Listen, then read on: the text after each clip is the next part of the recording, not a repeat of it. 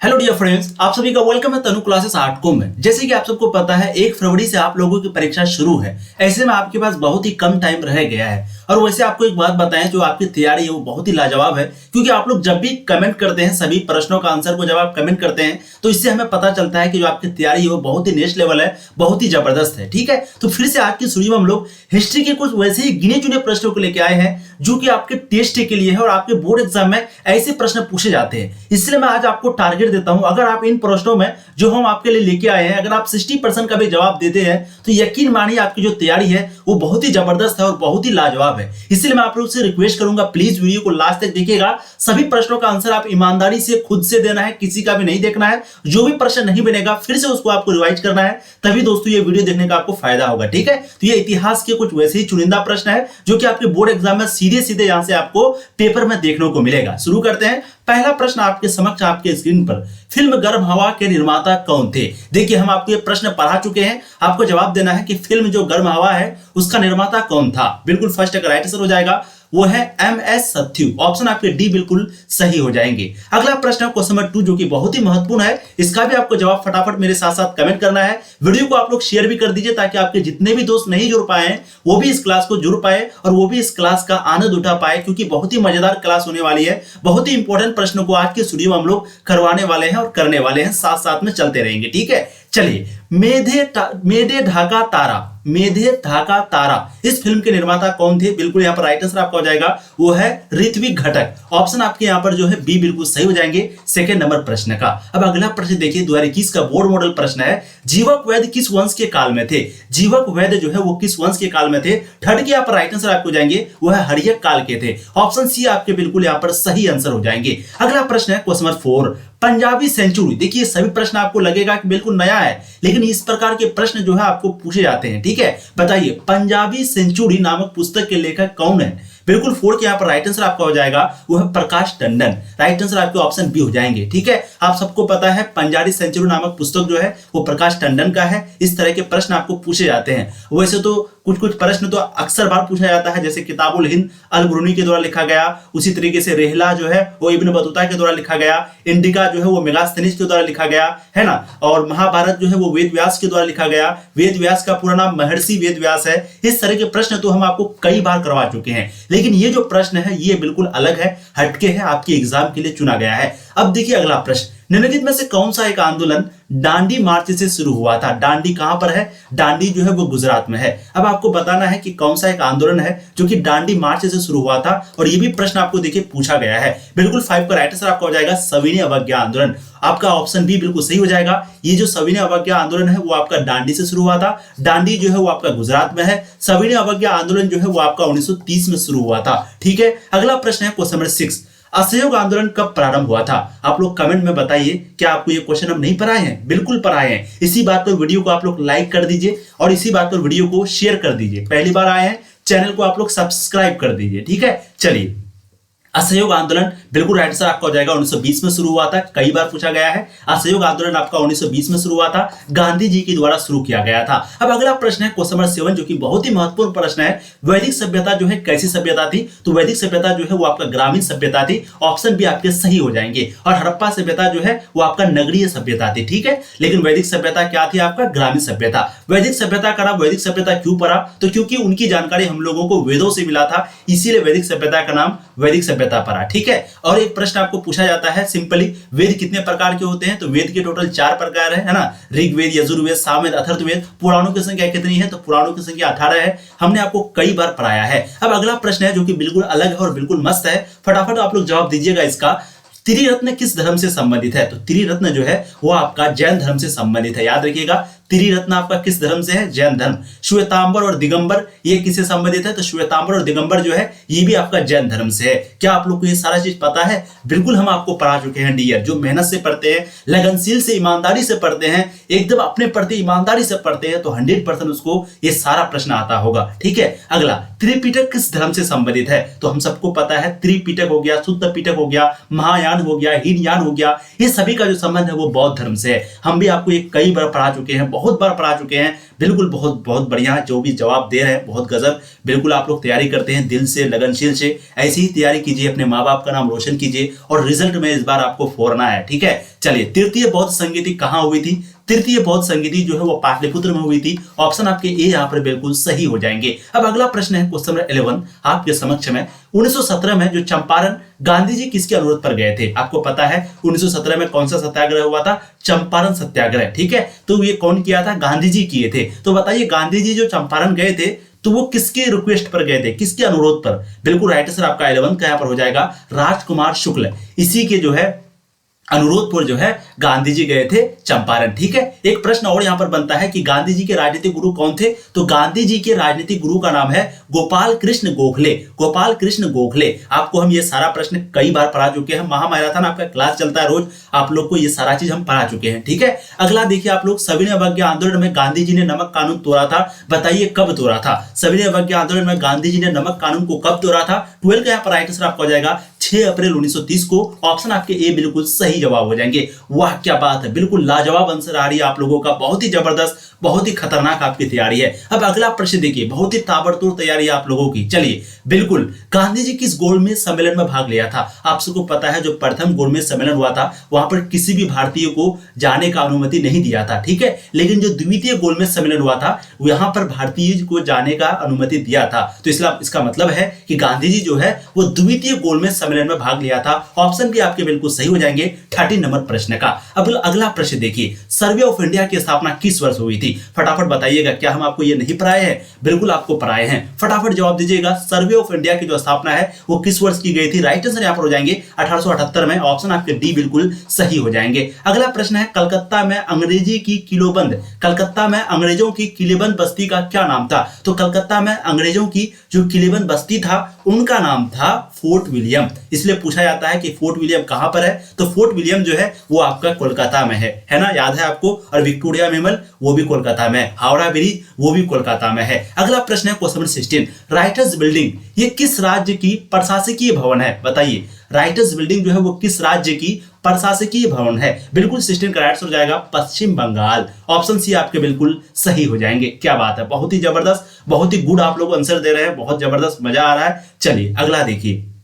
किस गांव को कलकत्ता को स्थापना करते समय नहीं मिलाया गया था? यानी कि जब कलकत्ता की स्थापना हो रही थी तो उस वक्त में उस गांव को नहीं मिलाया गया था। वो गांव का नाम क्या है? बिल्कुल हम आपको पढ़ा चुके हैं कि सूतानाती, कोलकाता, गोविंदपुर को मिलाकर के कलकत्ता को बनाया गया था, लेकिन अलीपुर को नहीं मिलाया गया था। इसलिए राइट आंसर आपका ऑप्शन सी हो जाएगा। अगला प्रश्न है, 1857 ईस्वी के विद्रोह का तत्कालिक कारण क्या था? तो ये है चर्बी वाला कारतूस, यानी कि जो गाय और सुअर का जो चर्बी है उनको काट करके कारतूस को बनाया गया था अंग्रेजों के द्वारा। और आप सबको पता है हिंदू मुस्लिम जो है वो गाय और सुअर से क्या करते हैं? बिल्कुल एक तरीके से, मतलब आप समझिए कि उससे एलर्जी है दोनों को, ठीक है। तो ये अगर करेगा, अगर तुम बिना मतलब का किसी के हाथ में जाकर सुअर और गाय का गोश्त दोगे या फिर उसका बना के कारतूस दोगे, कोई भी चीज बना के दोगे, तो उसका तो गुस्सा उठेगा ही उठेगा। बिल्कुल सही बात है। तो ये तत्कालिक कारण था 1857 के विद्रोह का, ठीक है। आपको बिल्कुल देहाती भाषा में हम समझा रहे हैं, ध्यान दीजिएगा। इस तरह के प्रश्न आपको पूछे जाते हैं। अब अगला प्रश्न है क्वेश्चन नंबर 19, जगदीशपुर के विद्रोही नेता कौन थे? जगदीशपुर कहां पर पड़ता है?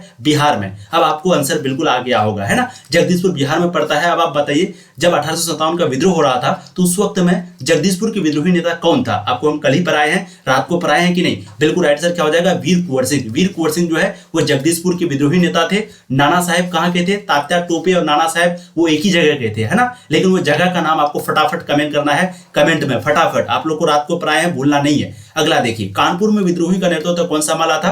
बिल्कुल राइट आंसर देखिए, अभी हम आपको प्रश्न पूछे, अभी आंसर आ गया है। तो कानपुर में जो है विद्रोहियों का नेतृत्व कौन संभाला था? तो नाना साहेब। तो नाना साहेब जो है वो कानपुर में विद्रोही का नेतृत्व को संभाला था। और तात्या टोपे, नाना साहेब दोनों जो है कानपुर में विद्रोही का नेतृत्व को संभाला था, ठीक है। एक प्रश्न आपको पूछा भी गया था, हम आपको कल करवाया भी थी कि कौन है जो कि 1857 के विद्रोह में अंग्रेजों के दबाव से, अंग्रेजों के डर से नेपाल भाग गया? तो एक नाना साहेब था और एक बेगम हजरत महल। याद है आप लोगों को? चलिए अगला प्रश्न है, रानी लक्ष्मीबाई को किस नाम से जाना जाता है? तो रानी लक्ष्मीबाई को तो एक मनु के नाम से तो जाना ही जाता है, ठीक है। लेकिन यहाँ पर आपको ऑप्शन देखिए बहुत सारा दिया हुआ है, 21 का बिल्कुल सही जवाब देना है। राइट आंसर हो जाएगा मणिकर्णिका। तो रानी लक्ष्मीबाई को जो है मणिकर्णिका के नाम से जाना जाता है। ऑप्शन आपके ए बिल्कुल सही हो जाएंगे। 2020 बोर्ड मॉडल में आपका ये प्रश्न जो है पूछा गया है।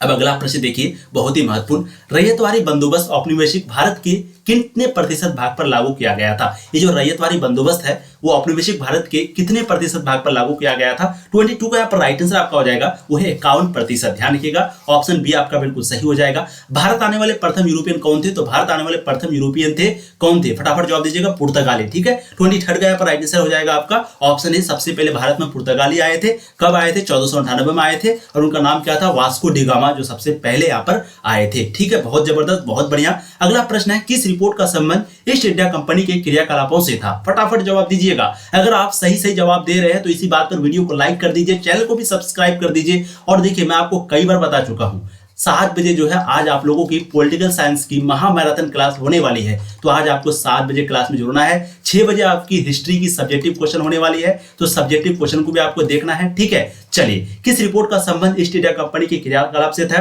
बिल्कुल 24 का राइट आंसर आपका हो जाएगा, वो है 5वीं रिपोर्ट। ऑप्शन आपके सी बिल्कुल सही हो जाएंगे 24 नंबर प्रश्न का। ईस्ट इंडिया कंपनी की स्थापना कब हुई थी? बहुत ही हलवा प्रश्न है, बिल्कुल आसान प्रश्न है, बल्कि बच्चा वाला प्रश्न है आपका। राइट आंसर हो जाएगा 25 का ए हो जाएगा। क्या बात है। चलिए, फतेहपुर सीकरी को राजधानी किसने बनाया था? हम सब जानते हैं अकबर जो है वो फतेहपुर सीकरी को राजधानी बनाया था। अकबर के बारे में कई रोचक सवाल। सबसे पहला सवाल, तीर्थ यात्रा कर समाप्त कौन किया? अकबर। और उसके बाद दास प्रथा समाप्त कौन किया? अकबर। जजिया कर समाप्त कौन किया? अकबर।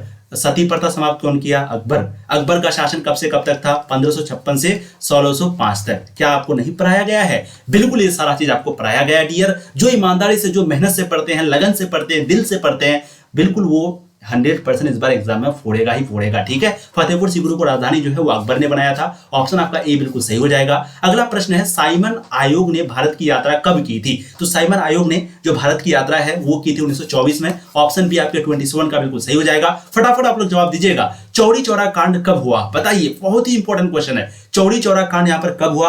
आपका ऑप्शन में फटाफट आपको देना है, बहुत जबरदस्त। बिल्कुल, आपको एकदम सही जवाब देना है, क्योंकि 2021 का बोर्ड मॉडल में पूछा गया है। बहुत ही लाजवाब प्रश्न है। ठीक है, चौरी चौरा जो कांड है वो आपका 4 फरवरी 1922 को हुआ था। बिल्कुल, आप लोगों ने सही जवाब दिया है। अच्छा, चौरी चौरा कांड में जो है लगभग कितना पुलिसकर्मी यानी कि उनका देहांत हुआ था? तो 20 बिल्कुल जिंदा जल के जो है वो मर गए थे। तो 22, ध्यान रखिएगा। ठीक है, 22 पुलिसकर्मी जो है वो बिल्कुल जिंदा जल करके जो है मर गए थे। इस बहुत बुरी घटना हुई थी यहाँ पर। तो चौरी चौरा कांड जो है 4 फरवरी 1922 को हुआ था, उत्तर प्रदेश में गोरखपुर के पास। कहां पर? उत्तर प्रदेश में गोरखपुर के पास। चलिए, अगला प्रश्न है, त्रिपुरी कांग्रेस अधिवेशन, यानी कि सिंपली आपको त्रिपुरी नाम से ही समझ में आ जाना चाहिए कि प्रश्न क्या है। तो देखिए, त्रिपुरी कांग्रेस अधिवेशन 1939 में सुभाष चंद्र बोस ने किसे हराया था? बिल्कुल 29 का राइट आंसर आपका हो जाएगा, पट्टाभी सितार मैया को, इसी को जो है हराया था। ऑप्शन सी आपके बिल्कुल सही हो जाएंगे। अगला प्रश्न है, फॉरवर्ड ब्लॉक 1939 की स्थापना किसने की?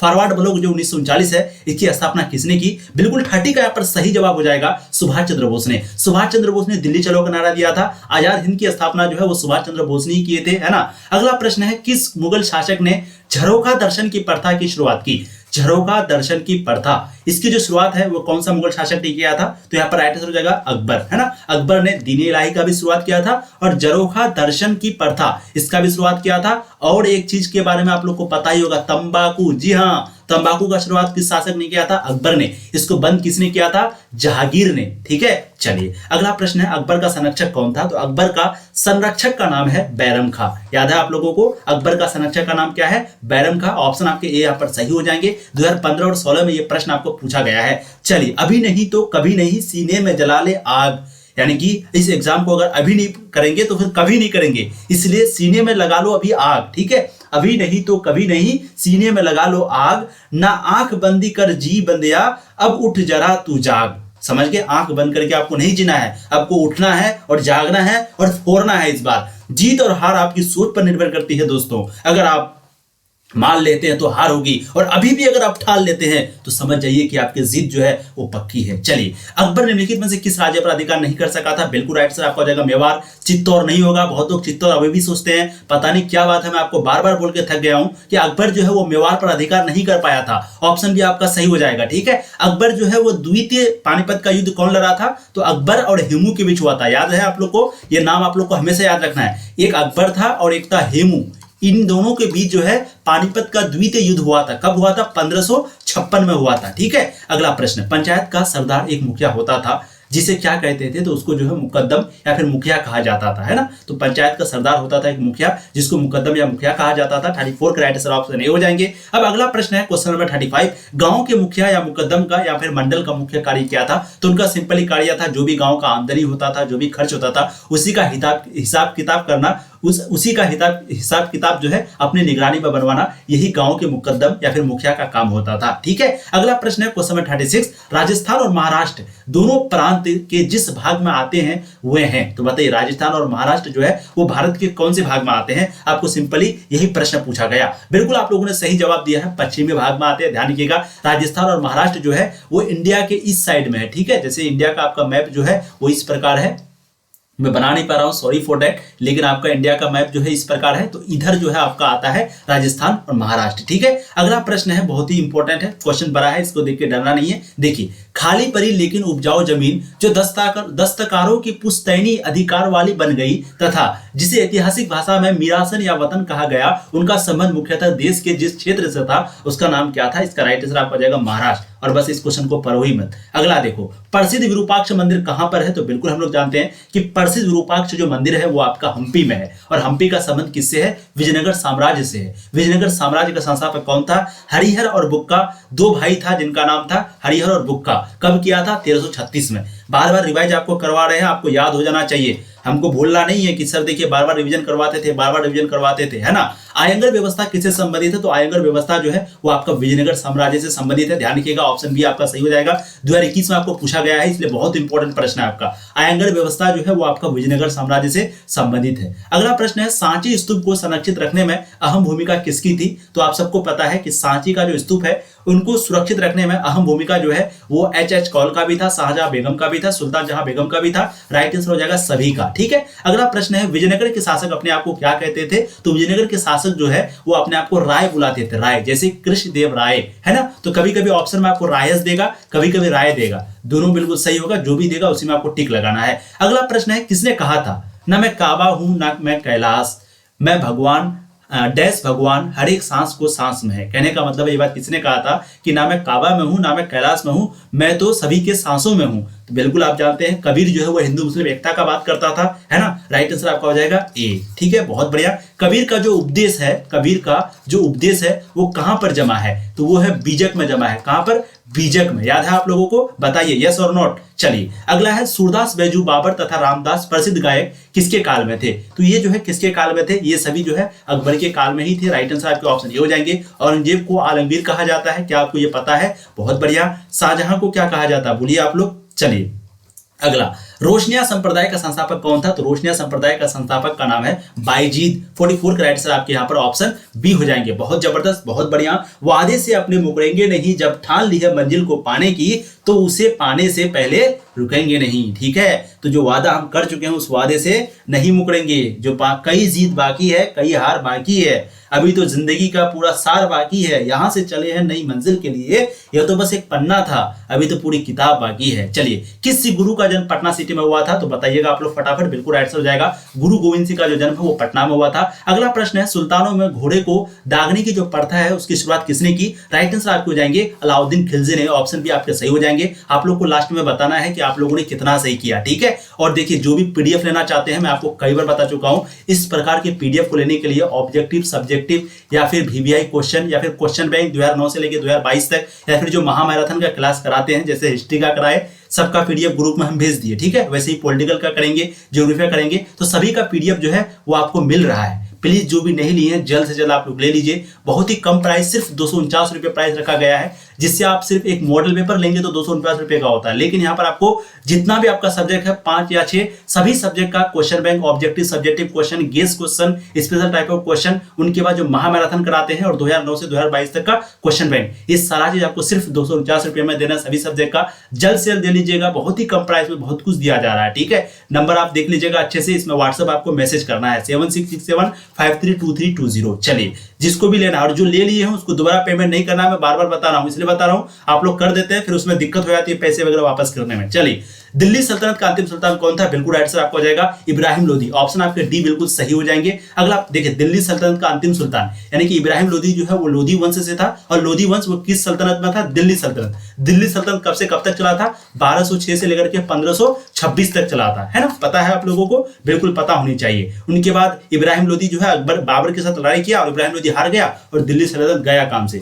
अगला, दिल्ली सल्तनत की पहली और अंतिम महिला शासक कौन थी? सबसे पहली और अंतिम महिला शासक के बारे में और भी दिल्ली सल्तनत का पूछा जा रहा है, ठीक है? तो उनका नाम है रजिया सुल्तान। राइट आंसर आपके सी हो जाएंगे। 2011 में आपको पूछा गया है। हुमायूं के दरबार में कौन अफ्रीकी यात्री भारत आया था? तो आप सबको पता है, हुमायूं के दरबार में जो अफ्रीकी यात्री भारत आया था उनका नाम है, राइट आंसर हो जाएगा इनमें से कोई नहीं, ठीक है? और हुमायूंनामा की रचना किसने किया था? तो गुलबदन बेगम ने। यह भी प्रश्न आपको पूछा गया है कि हुमायूं की जो रचना है, हुमायूंनामा जो है वो किसने लिखा है? तो गुलबदन बेगम ने। अगला प्रश्न है, ऋग्वैदिक कालीन लोग किसकी पूजा करते थे? तो ऋग्वैदिक कालीन लोग जो है वो पूजा करते थे प्रकृति की, है ना, नेचर की। आपका ऑप्शन बी बिल्कुल सही हो जाएगा। फटाफट आप लोग बताएंगे आप लोगों ने 50 में से कितना जो है सही किया। और प्लीज वीडियो को लाइक, चैनल को सब्सक्राइब कर दीजिएगा, एक बार जम करके शेयर कर दीजिएगा। आप सबों के लिए जो है एक वेबसाइट को बनाया गया है जिसका नाम है तनु क्लासेस, जिससे आपकी तैयारी जो है वो और बेहतर हो सकती है। जी हाँ, कैसे हो सकती है? तो सिंपली आपको जाना है सबसे पहले गूगल या फिर क्रोम ब्राउज़र पर। वहां पर आपको देखिए स्पेलिंग तनु क्लासेस, यहां पर सर्च करना है। यहां पर आपको मॉडल सेट VBI क्वेश्चन जो सबसे ऊपर में लिंक है इसी पे क्लिक करना है, ठीक है? जैसे ही इस पे क्लिक करेंगे तो आपका जो है वेबसाइट वो खुल जाएगा। और यहां पर आपको क्या क्या मिलने वाला है? तो यहां पर जो है आपको मिलेगा model set, VBI question, objective subjective question, साथ में जो 10-10 करके सेट है वो सारा मिलेगा। 1 सेकेंड। उसके बाद आप जो है हिंदी और इंग्लिश का जो बायोग्राफी होता है, जैसे कि बातचीत के रचनाकार का नाम है बालकृष्ण भट्ट, वो सारा का रचनाकार, तो सब कुछ आपको यहाँ पर मिलने वाला। तो बस करना कुछ नहीं है, आपको सिंपली गूगल या फिर क्रोम ब्राउज़र पर जाना है। वहां पर जाने के बाद आपको सर्च करना है तनु क्लासेस, स्पेलिंग आप लोग देख लीजिए। उनके बाद सबसे ऊपर में जो लिंक मिलेगा वहां क्लिक करके और सब्जेक्ट का मॉडल पेपर डाउनलोड कर सकते हैं। 10-10 करके सेट आपके लिए स्पेशल तैयार किया गया है। उनके बाद ऑब्जेक्टिव क्वेश्चन यहाँ पर सारा दिया गया है। हिंदी और इंग्लिश में आपको बायोग्राफी, समरी वगैरह दिया गया है इंग्लिश का। आप जाकर ये कम समय में अपनी तैयारी को और बेहतर बना सकते हैं और टेस्ट भी आप दे सकते हैं, ठीक है? टेस्ट भी आपका प्रोवाइड किया गया है। कैसे देना है वो सारा चीज आप खुद वहां समझ जाइएगा। सबसे पहले देख लीजिए, आपको सिंपली जाना है। वहां जाने के बाद जैसे मनोवैज्ञानिक, ये साइकोलॉजी का चैप्टर है, उसमें क्लिक कीजिएगा। जैसे ही उसमें क्लिक कीजिएगा वेबसाइट खुल जाएगा और यहाँ पर देखिए आपका आंसर जो है इस तरीके से दिया हुआ, ठीक है? तो आपको पहले क्वेश्चन को देखना है, पहले खुद से आंसर देना है या फिर कहीं पे लिख लेना है, उनके बाद व्यू आंसर करना है। इससे आपको समझ में आएगा कि आप कितना पानी में है, ठीक है?